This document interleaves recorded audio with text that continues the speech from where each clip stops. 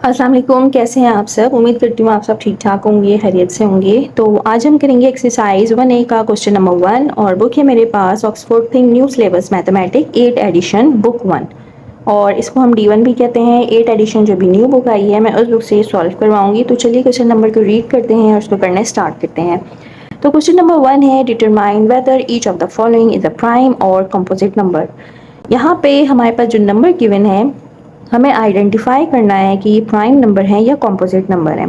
Solve करने से पहले आपको पता होना चाहिए कि प्राइम नंबर क्या होते हैं और कॉम्पोजिट नंबर क्या होते हैं।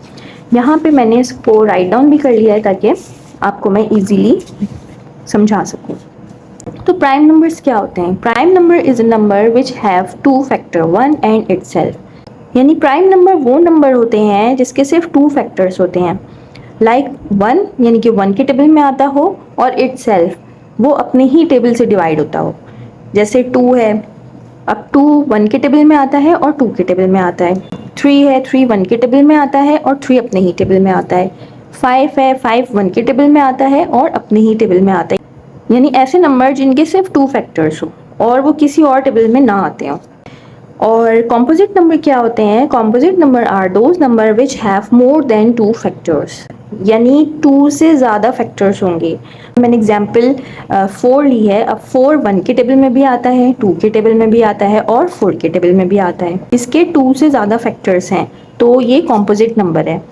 अब 12 है, 12 1 के टेबल में भी आता है, 2 में भी आता है, 3 में भी आता है, 4 में भी आता है, 6 में भी आता है और 12 में भी आता है। ये तो 12 के 2 से ज़्यादा फैक्टर्स हैं तो इसका मतलब है ये कॉम्पोजिट नंबर है। यहाँ पे आपको पता चल गया कि प्राइम नंबर्स क्या हैं और कॉम्पोजिट नंबर क्या हैं।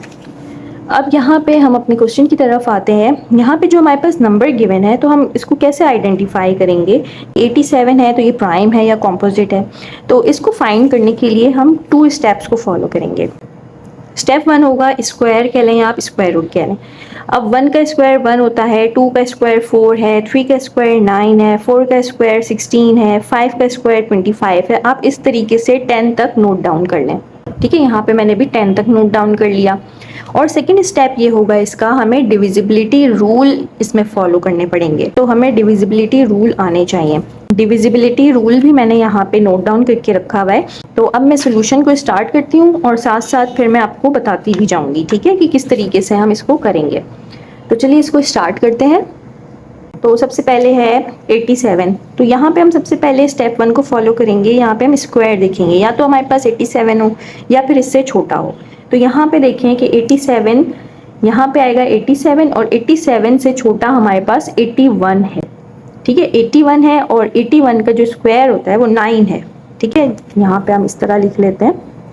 ये मैं आपको समझाने के लिए लिख रही हूँ, स्क्वायर रूट ऑफ 81, क्योंकि यहाँ पे 87 हम इससे छोटा कंसीडर करेंगे तो यहाँ पे आ जाएगा 9। अब हम प्राइम नंबर्स देखेंगे कि 9 से छोटे कितने प्राइम नंबर्स होते हैं। तो यहाँ पे हम लिख लेते हैं। अच्छा, ये मैं आपको समझाने के लिए लिख रही हूँ, आप चाहें तो कर सकते हैं वरना आप इसको स्किप कर दीजिएगा। अच्छा, 9 से जो स्मॉलर प्राइम नंबर्स होते हैं वो होता है 2 3 और 5 7 और 9 होता है। तो 9 से हम छोटा लेंगे, ठीक है, 9 नहीं लेंगे हम, 9 से छोटा लेंगे। तो ये हमारे पास आ गए हैं प्राइम नंबर्स। इनके डिविजिबिलिटी रूल को फॉलो करेंगे और फाइंड करेंगे कि ये हमारे पास कॉम्पोजिट नंबर है या फिर प्राइम नंबर है। सबसे पहले हम डिविजिबिलिटी रूल 2 देख लेते हैं कि वो होता क्या है। तो यहाँ पे मैंने इसको राइट डाउन किया हुआ है। 2 का जो डिविजिबिलिटी रूल होता है, when the last digit in a number is even like 0 2 4 6 8, यानी जो हमारे पास नंबर है इसका लास्ट डिजिट इवन होना चाहिए। यहाँ पे मैं लिख भी देती हूँ, 2 का जो होगा 0 2 4 6 और 8। ठीक है, लास्ट नंबर हमारे पास इवन नंबर आने चाहिए, यानी कि 0 2 4 6 8 2 से डिवाइड होगा। अब इसी तरह हम 3 को देख लेते हैं।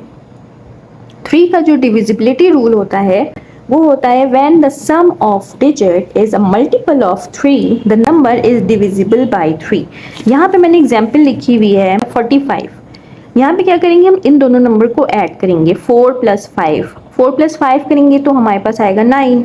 ठीक है, अब 9 जो है वो 3 के टेबल में आता है, तो 45 जो है वो डिविजिबल बाय 3 होगा। ठीक है, तो यहाँ पे हम लिख लेते हैं ऐड नंबर्स, और उसके बाद उसको देखेंगे जो हमारे पास सम आ रहा होगा कि वो 3 के टेबल में आता है या नहीं।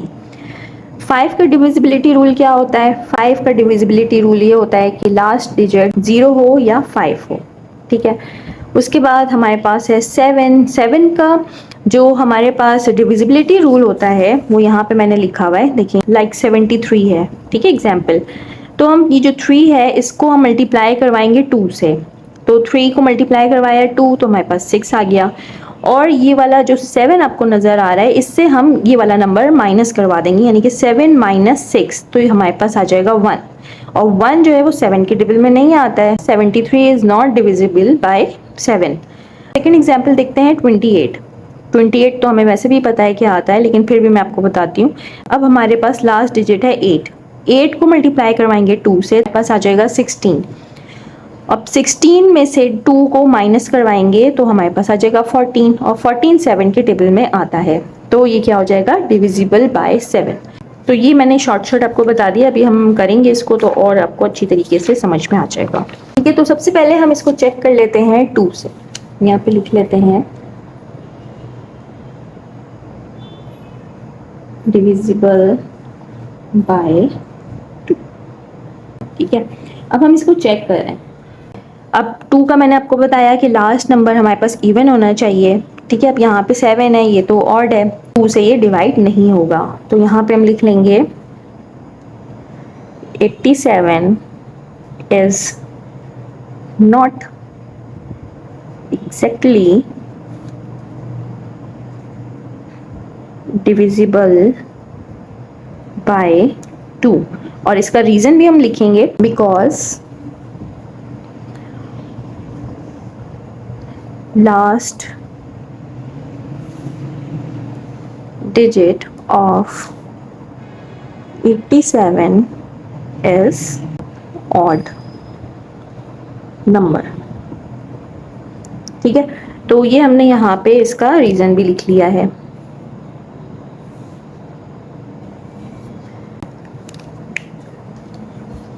तो यहाँ पे मैं लिख लेती हूँ last number multiply by 2 then subtract by number। ठीक है, ये मैंने ऐसी शॉर्ट लिख लिया है। चलिए अब हम 3 से देख लेते हैं। यहाँ पे लिख लेते हैं डिविजिबल बाय 3। ये मैं आपको इसलिए भी लिखवा रही हूँ क्योंकि कुछ स्कूल्स में कहते हैं कि आप प्रॉपर तरीके से इसको लिख के लाएं, आप रीज़न लिख के लाएं कि क्यों ये 2 के टेबल से डिवाइड नहीं हो रहा है, तो इस वजह से मैं यहाँ पे इसको कंप्लीट सॉल्व करवा रही हूँ। आप चाहें तो इसको लिख लें, वरना डायरेक्ट आप इसका आंसर भी लिख सकते हैं।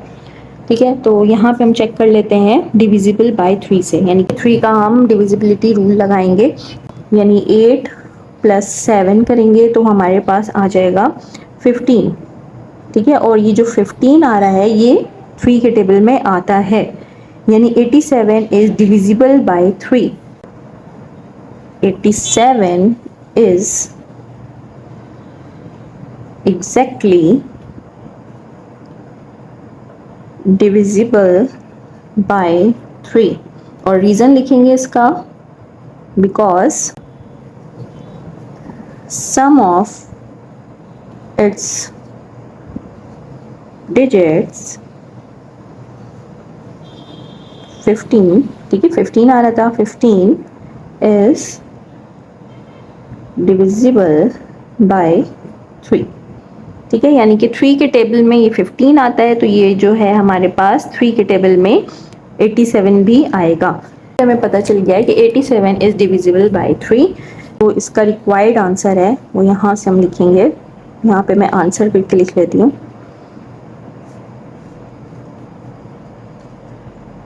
Since 87 is divisible by 3, so 87 is a composite number. अगर हमारे पास इन नंबर्स में से किसी में भी नहीं आता है तो वो फिर प्राइम नंबर होगा। तो अब हम कर लेते हैं इसका सेकंड पार्ट। तो पार्ट भी मैंने लिख लिया है, 67 है। अब हम सबसे पहले स्टेप 1 को फॉलो करेंगे और स्टेप 1 है इसका स्क्वायर। 67 हो या 67 से छोटा हो, तो 67 तो नहीं होगा, 67 से छोटा हमारे पास है 64। ठीक है, ये 64 है। 64 का स्क्वायर है 8। तो हम 8 से छोटे प्राइम नंबर्स को लिख लेते हैं। यहाँ पे मैं लिख भी लेती हूँ कि जो 8 से छोटे प्राइम नंबर्स होंगे वो होगा 2, 3, 5 और 7। यहाँ पे 8 से छोटे प्राइम नंबर्स लिख लिए हैं। अब डिविजिबिलिटी रूल पे आ जाते हैं। तो यहाँ पे सबसे पहले हम 2 से चेक कर लेते हैं। यहाँ पे लिखेंगे डिविजिबल बाय 2। अब इसको हम चेक करते हैं। 2 के टेबल में आपको मैंने बताया था लास्ट में इवन नंबर आता है, यानी कि 0, 2, 4, 6, 8 आना चाहिए। यहाँ पे 7 है तो ऑड नंबर है, तो इसका मतलब है ये 2 से डिवाइड नहीं होगा। तो यहाँ पे हम लिख लेंगे 67 is not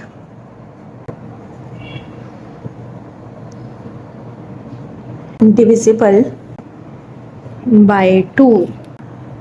और रीज़न भी लिख लेते हैं, because last digit of 67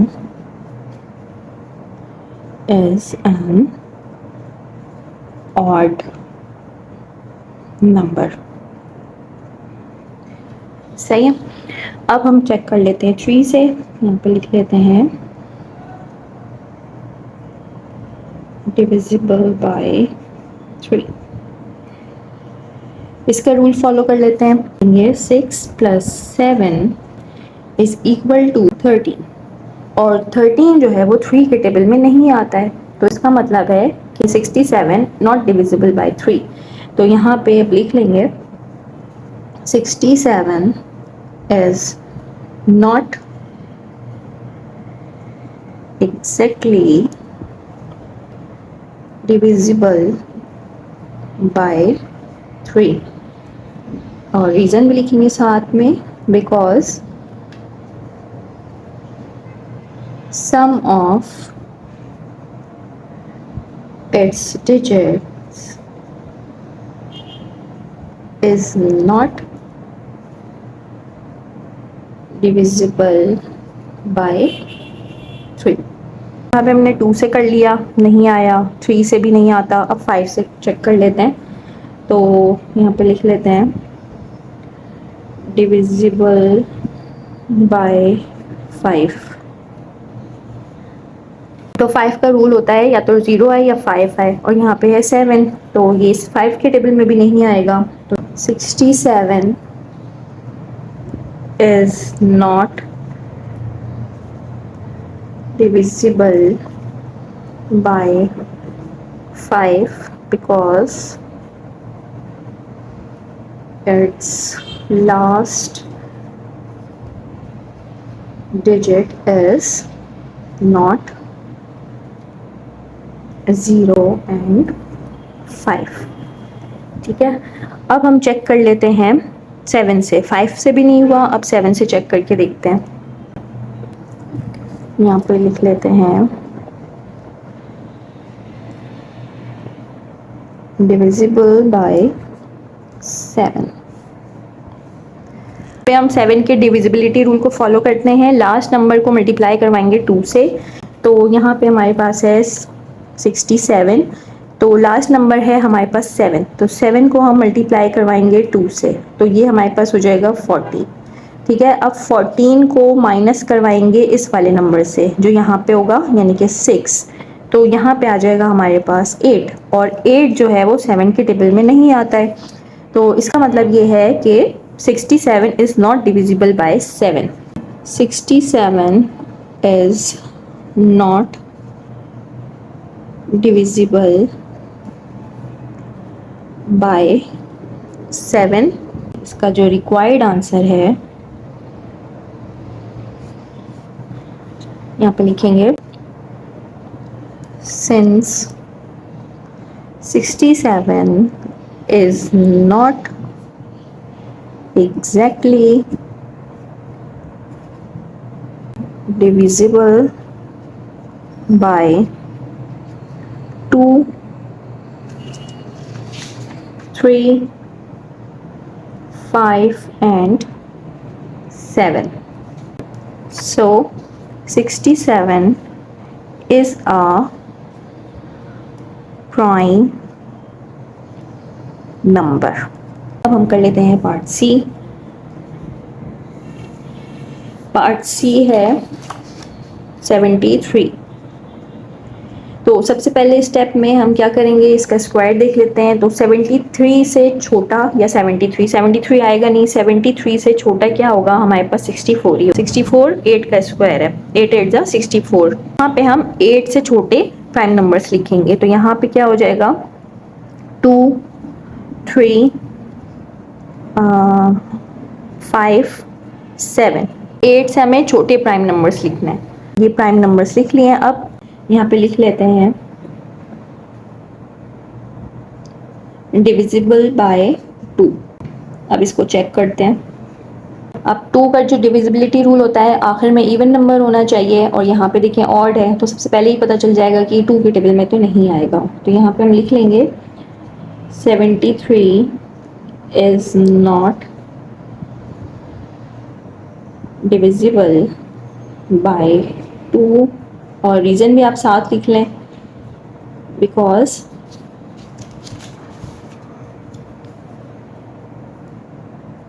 last digit of 73 is an odd number। अब चेक कर लेते हैं 3 से। लिख लेते हैं डिविजिबल बाय 3। अब इसको चेक करते हैं। तो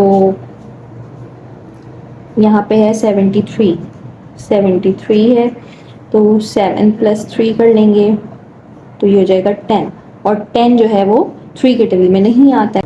73 इज नॉट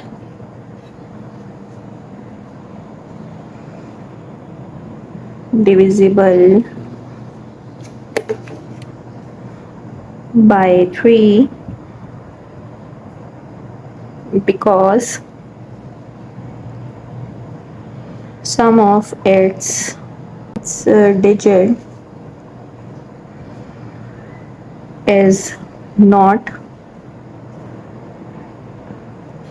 divisible by 3। ठीक है, तो ये हमें पता चल गया कि 73 जो है वो 3 के टेबल में नहीं आता है। अब कर लेते हैं 5 का डिविजिबल बाय 5। 2 में नहीं आया, 3 में भी नहीं आया, 5 में भी नहीं आएगा, क्योंकि लास्ट डिजिट जो है इसका 3 है, और 5 में 0 या 5 आना चाहिए। तो यहाँ पे लिख लेंगे 73 is not divisible by 5 because its last digit is not 0 or 5। अब चेक कर लेते हैं 7 से। यहाँ पे लिख लेते हैं डिविजिबल बाय 7। तो 73 है, 3 को 2 से मल्टीप्लाई करवाएंगे, तो 3 × 2 ये हो जाएगा 6। फिर 7 से माइनस करवाएंगे 6 को, ये वाला 7 माइनस और ये वाला 6 इज इक्वल टू 1। और 1 जो है वो 7 के टेबल में नहीं आता है। तो यहाँ पे हम लिख लेंगे 73 is not divisible by 7 because the remaining digit is not divisible by 7। यहाँ पे इसका आंसर हमारे पास आ गया है। इसे हमें छोटे प्राइम नंबर से चेक करना था, 2 में भी नहीं है, 3 में भी नहीं है, 5 में भी नहीं है, 7 में भी नहीं है, तो इसका मतलब ये है कि ये प्राइम नंबर है। अगर इन डिविजिबिलिटी रूल में से किसी में भी आ रहा होता ना ये 73, तो वो हमारे पास कॉम्पोजिट नंबर होता। प्राइम नंबर्स में अगर 73 नहीं आ रहा है तो इसका मतलब है कि ये प्राइम नंबर है। यहाँ पे हम लिख लेंगे इसका आंसर। मैं यहाँ पे इसका आंसर लिख रही हूँ, जो हमारे पास रिक्वायर्ड आंसर है। आंसर है since 73 is not divisible by 2 में भी नहीं है, 3 में भी नहीं है, 5 में भी नहीं आया और 7 में भी नहीं है, तो यहाँ पे हम इसको मेंशन कर लेंगे। ठीक है, so 73 is a prime number। ठीक है, अब हम इसका लास्ट पार्ट कर लेते हैं, पार्ट डी। पार्ट डी है हमारे पास 91। ठीक है, अब 91 है। अब सबसे पहले इसका स्क्वायर चेक कर लेते हैं, तो 91 आना चाहिए या 91 से छोटा आना चाहिए। इसके मिड में आएगा ना 91, तो इससे जो छोटा आ रहा है वो है 81, यानी हम 9 से छोटे प्राइम नंबर को लिख लेंगे। तो यहाँ पे हम लिख लेते हैं 2, 3, 5, 7। ठीक है, और 9 से छोटा ही लिखना है हमें। दोबारा बता रही हूँ, ये हमारे पास प्राइम नंबर है। इनमें से अगर किसी भी टेबल में 91 आ रहा होगा तो वो कॉम्पोजिट होगा, और अगर इनमें से किसी भी प्राइम नंबर से 91 नहीं आएगा तो वो प्राइम नंबर होगा। ठीक है, तो यहाँ पे हम लिख लेते हैं सबसे पहले डिविजिबल बाय 2। तो अब तो आपको समझ में आ गया होगा। लास्ट नंबर हमारे पास 1 है, जबकि हमारे पास इवन नंबर होना चाहिए। तो लिख लेंगे 91 is not divisible by 2 because last digit of 91 is an odd number। ठीक है, अब चेक कर लेते हैं 3 से, डिविजिबल बाय 3। अब 91 है। ठीक है, 91 है तो 9 + 1 कर लेंगे, ये हो जाएगा 10, और 10 जो है वो 3 के टेबल में नहीं आता है, तो यहाँ पे हम लिख लेंगे 91 is not divisible by 3 because sum of its last digit is not divisible by 3। 3 के टेबल में 10 नहीं आता है, तो 91 भी 3 के टेबल में नहीं आएगा। अब हम चेक कर लेते हैं 5 से, डिविजिबल बाय 5। 5 के रूल्स बहुत आसान है, 0 आना चाहिए या फिर आखिर में 5 आना चाहिए। तो यहाँ पे 1 है तो यहाँ पे ये भी डिवाइड नहीं होगा, तो 91 is not divisible by 5 because the last digit is not 0 और 5। ठीक है, अब चेक कर लेते हैं हम 7 से, डिविजिबल बाय 7। तो यहाँ पे कर लेते हैं 91 है तो 1 को मल्टीप्लाई करवाएंगे 2 से, तो ये हो जाएगा 2। सही है, अब 9 है, 9 - 2 = 7। अब 7 जो है वो 7 के टेबल में आता है, तो इसका मतलब ये है कि 91 7 के टेबल में भी आएगा। तो यहाँ पे हम लिख लेंगे आंसर जो है इसका रिक्वायर्ड। अच्छा, यहाँ पे ना मैं इसको लिख लेती हूँ कि 91 is exactly divisible by 7। 91 is exactly divisible by 7। अब यहाँ पे मैं इसका रिक्वायर्ड आंसर लिख लेती हूँ। जो आंसर है यहाँ पे लिख लेंगे since 91 is divisible by 7, so 91 is a composite number। तो आई होप कि आपको क्लियर हो गया होगा। इंशाल्लाह मिलते हैं नेक्स्ट वीडियो में। अपना ख्याल रखिएगा। अल्लाह हाफिज़।